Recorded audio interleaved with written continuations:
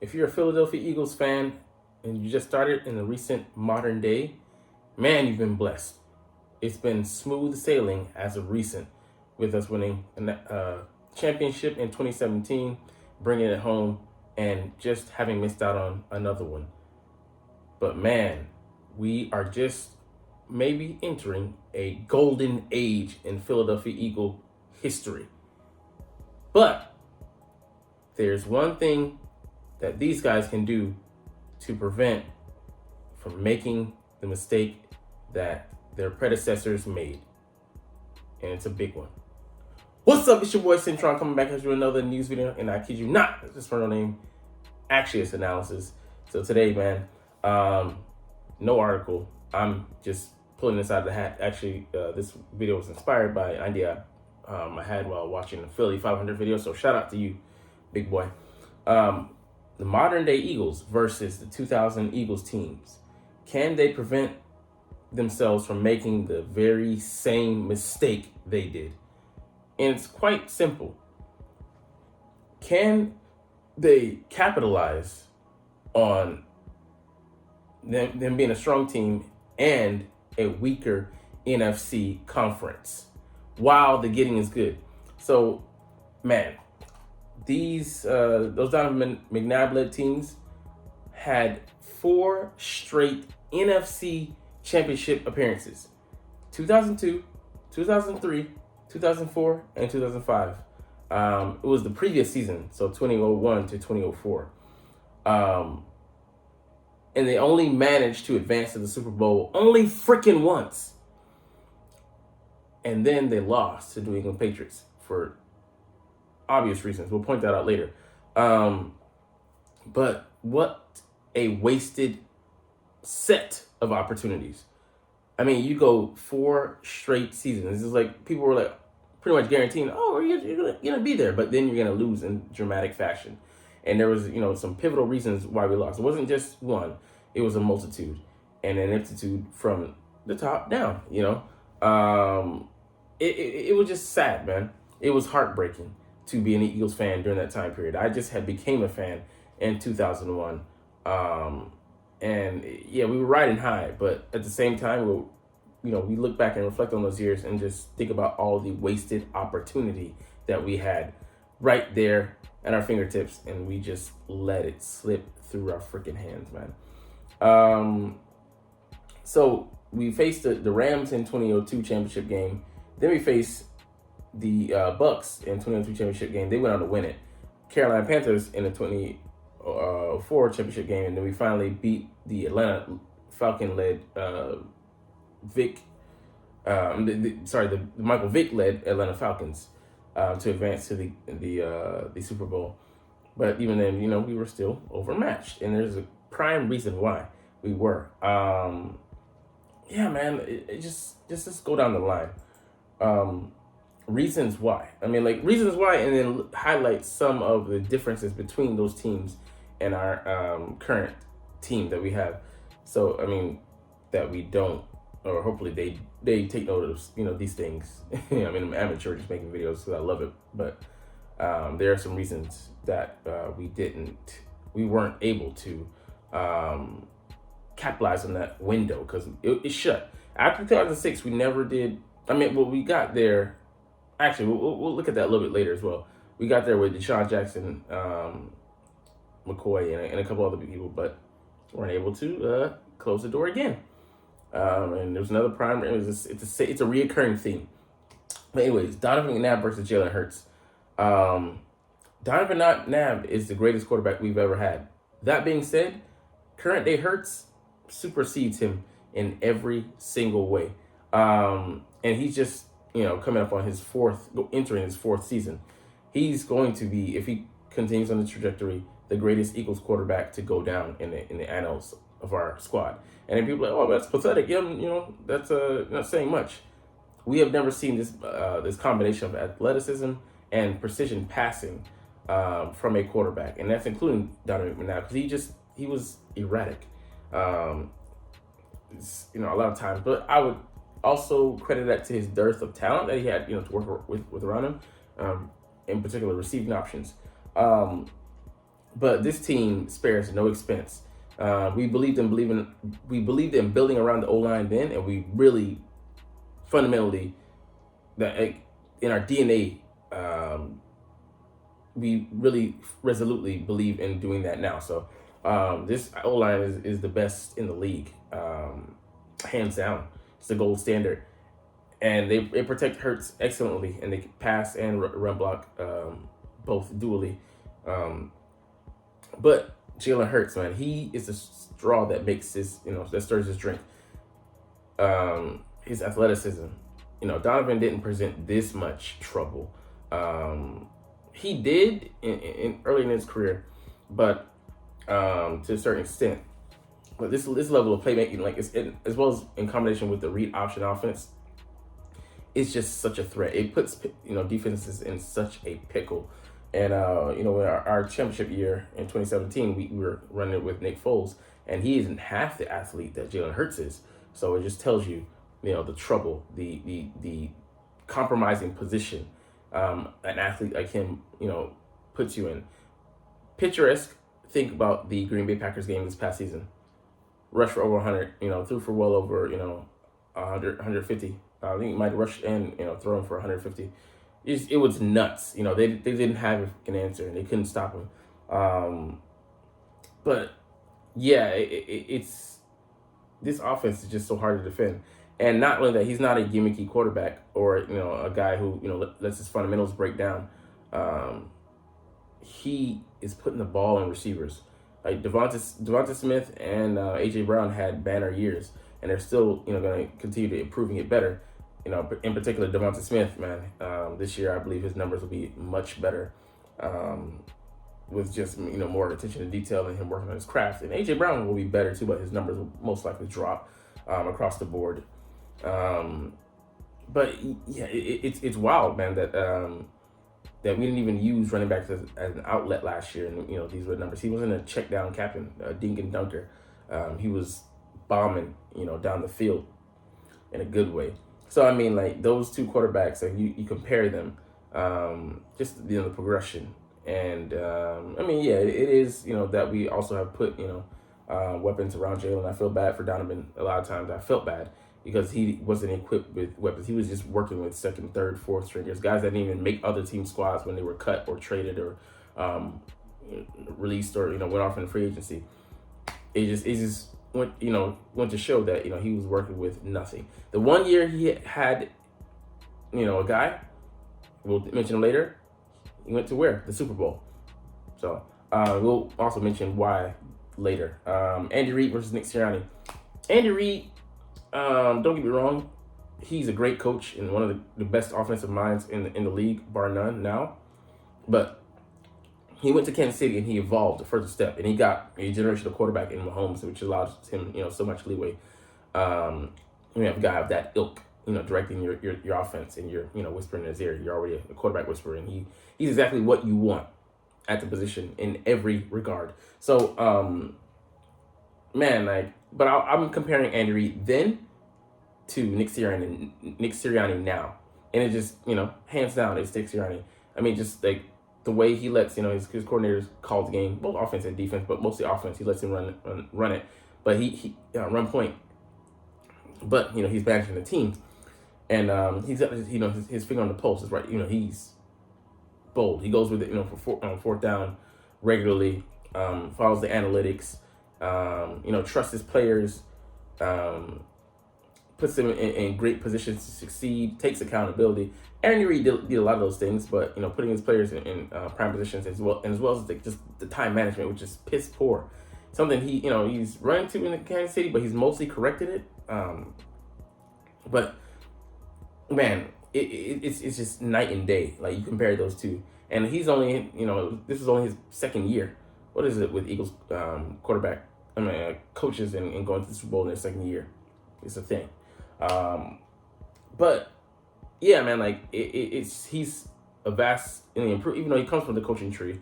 I mean, by way of him holdover, he didn't get the job. Andrew keep him to the curb, but you can still say he sits on that branch, hedging out. But yeah, it's interesting to see like how he came along and he did things, but you can't say you can positively say that he was influenced by Andy Reid, and he gleaned from his mistakes. You learn from other people's mistakes. That's wisdom. But yeah, I mean, like it's he's not afraid. He's not coaching out there scared, and the adjustments he makes, and like the temerity, the balls he has to go with the play calls and the offense, because the 2021 season made a change midway mid season to commit to a ground and pound game, and not all coaches maybe some would have packed it in and just said, hey, wait till next year, but he really set the foundation for this past year with what he did that year, and then just showed the faith in Jalen Hurts, and they could have gone out and got somebody this past offseason, but we stuck with Hurts, and it really paid off. And like that's who Sirianni is. He's a fucking loyal guy, man. And like I said, Andy Reid is as well and was, but he just couldn't put things together. And sad to say he did with the other squad, but kudos to him. All right, this is a big one. Receivers then versus now. Like they were trash. Like I people say that, like people are homers, like say, oh, you're hard on the guys. No. Our guys are really dog shit. Like James Thrash, Todd Pinkston, Nah Brown, Freddie Brown. I forget another guy from Georgia who's a second round pick or third round pick. Oh man, it's just a wasted pick. Just guys that had no business, being fielded on a team as a professional and having the ball thrown to them and be starters. Todd Pinkston would lose the ball in the lights and, to avoid, getting hit, getting blown up. It was pathetic. It was amazing, like Freddie Mitchell, Fred X. You remember that bolster's piece of trash? Like, it was amazing that we even made it to NFC Championship games. And that was just, to attribute to the next item. But, like, compared to now, even they got, in 2008 when we went to the NFC Championship, we were a surprise team, we went through the wild card. We had Deshaun Jackson and then nothing really else. We had some solid 3s and 4s, but no. Curtis Brown Kevin Curtis, I think, coming from St. Louis is one of the highlights. And he was a decent receiver. But when he's one of the greatest Eagles receiver, and to have in a single season, that tells you something about our pass receiving corps. It's an indictment. And why didn't they rectify this mistake? They did it once with T.O. Too bad that relationship soured because Donovan. That was too much of a to lead the fucking team. You're not letting that happen on other teams. He wouldn't doing it. He wouldn't do that if he got traded to the Ravens. You know what I'm saying? But that speaks to the leadership. And them trusting him may not be get done because Brian Dawkins would have got that straight if he would have let him. They would have let him handle that shit. You know what I'm saying? The defensive guys would have got him in line, but they just let it grow and fester, and nah, you cut that, you dip it in the bud. But yeah, now we have AJ Brown and we have Devonta Smith and a tight end in Dallas Goedert. Tight ends were always good friends because they were not stopgap, but a guy Donovan trusted trusted partner and targeted. We had forgetting his name. The Rutgers tight end, LJ Smith. I'm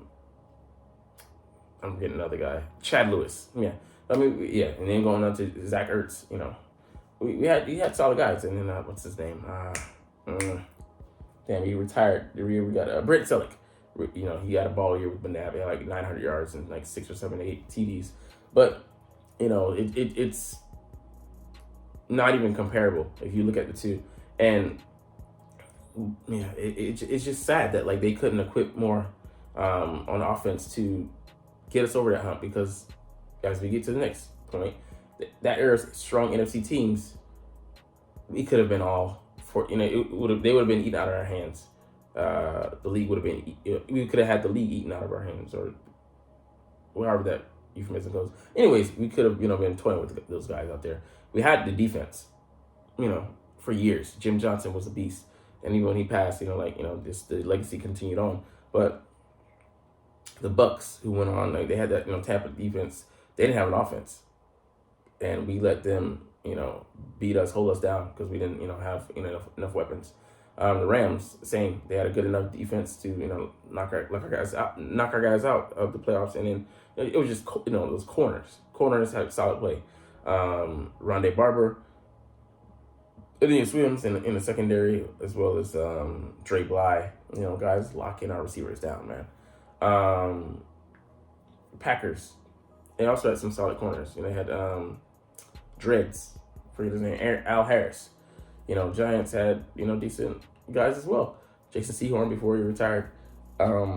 Panthers, yeah, victimized. I mean, 3 picks, same game. These are strong teams, that we had to go up against and go through the gauntlet to get to the Super Bowl, and we just stopped us in the NFC Championship 3 times straight, and then we finally broke through, but didn't have enough on offense. Which is what we get to next. This offense versus that offense. We're so multiple. There's so many things we can do, and yeah, we had Andy Reid was a whiz, but when you don't have the personnel, you're gonna have to compensate with smoke and mirrors, trickery, just selling out, and it's kind of like telegraphing what you're doing, because people knew that we were gonna use Westbrook as a weapon out of the backfield, running routes, occasionally run them. We had to, because people were hurt and we didn't have other option. But also no commitment to the run, which is just makes the offense one dimensional, making McNabb have to air it out. Which is that he had the arm, but he didn't have the weapon. So you have to force balls in there, and they're gonna get turnovers, mistakes are gonna happen. So it's just insane.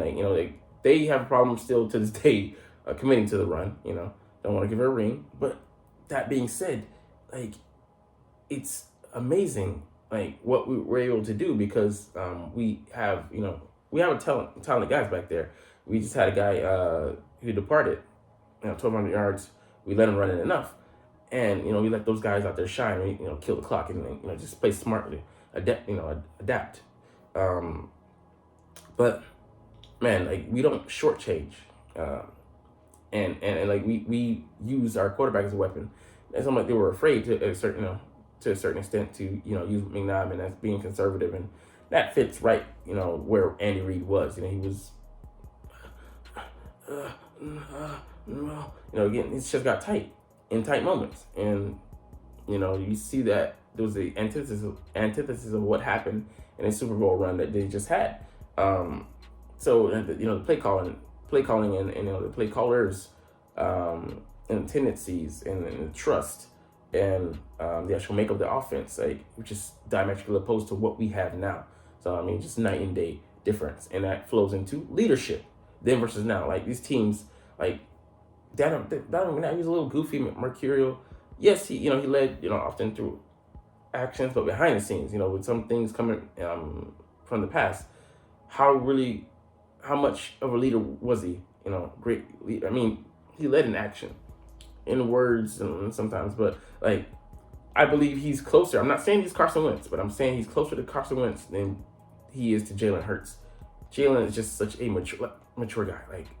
It's crazy. He's 24 years old. Like I said, only in his 4th season, but maturity that he plays with, the maturity that he stands with at the podium, the quotes that he gives, and how quotable he is, how older guys are on the team are looking to him, for answers, for poise, for guidance in critical moments. He didn't shrink, didn't shy away in the Super Bowl.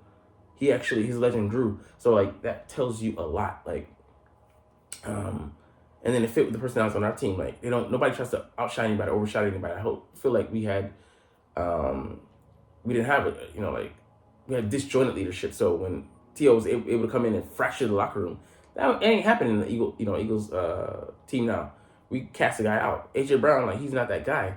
But even if, let's say he was, they rein him in very quickly. I feel like leadership now and then, guys, because guys are more social media guys, they're more apt to in some ways fall in line, but in others they're about their bag, and as selfish as they might be, they play selfishly, but they're trying to get those stats. They're trying to make their way to the Hall of Fame. I don't know. I don't see a lot of diva-ness going on. Behind the scenes, yeah, but on the field, like a T.O., like that huge personality, it's not really present in today's game. But I feel like it's also like people are just they're trying to protect their bag, you know, for the most part. But yeah, it's just the leadership, like it's so much better now. It's so much even keeled. And spread throughout the locker room, and guys, you know, really being pushed and taking accountability, and guys wanting to uplift other guys to that podium and really hold them accountable. Like CJ, he checked himself. Like, he might have been that player in the past, but like not in the past, say like in the past like years, like those 2010 Eagles. But he checked that shit at the door, apparently. Like, you know, and I think he's a team guy as well, but he just, you know, just too emotional. But yeah, that it can be contribute to our last thing, a GM approach then versus now. I don't know if it was Howie. I think Howie was still learning the ropes, and kind of just strictly in the finance department then. I think it was a Joe Douglas or Joe, I forget the guy's name. He's the Jets now, I want to believe. Joe Douglas maybe, but man, Howie, the guy's a freaking whiz. Like, he takes chances. He's aggressive as hell. He's not afraid to make mistakes. And after his ousting, you know, in the power balance, he has lost the battle for power with Chip Kelly. He came back and reinvigorated a new man, traveled the world and learned things, and ready to put all that knowledge to use. Like, so he came in, and man, he hasn't missed a beat for a while. But just like the fire that he GMs with, he manages with, he trades with, he just oversees everything with, just night and day. Like, the guy truly learned how to balance, taking chances, but also being judicious. So like the example, the contract he signed, Hurts to, gives us so much cap space, and it's almost like, is this a top tier contract or not? I mean, it is, because Jalen's getting his money, but the cap savings is just immaculate, man. Just perfection.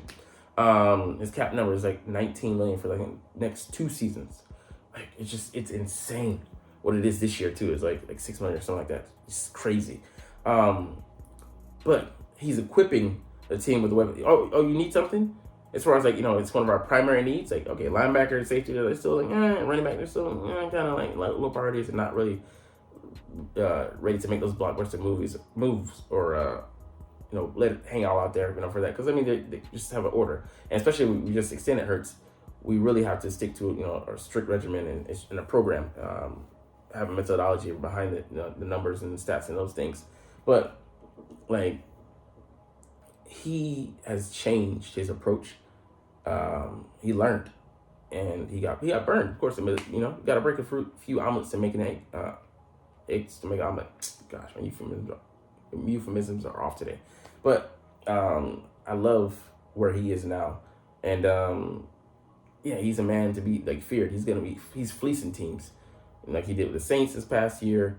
Also with the Devonta Smith trade. I mean, just like, and like, parlaying that to Jordan Davis as well. Like, it's the connection, the vibes, just the forethought, the analysis, the evaluation skills, top notch. So I mean, like, if we can take advantage of this new window that we're entering, coming off this Super Bowl loss, it'll be attributed to learning from our past mistakes, which I just talked about, if you were paying attention. But it's all good. I know you aren't even watching though, but it's all good, because as I always say, it's fly, Eagles, fly, and let's motherfucking go.